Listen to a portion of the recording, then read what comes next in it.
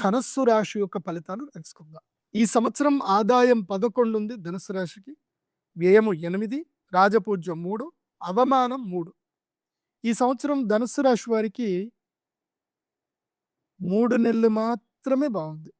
మిగతా టైం అంతా కూడా దబిడిదిబిడే. ఈ సంవత్సరం ధనుస్సు రాశి వారికి ప్రధానంగా జరిగేది ఏంటి తెలుసా? నెగటివ్స్.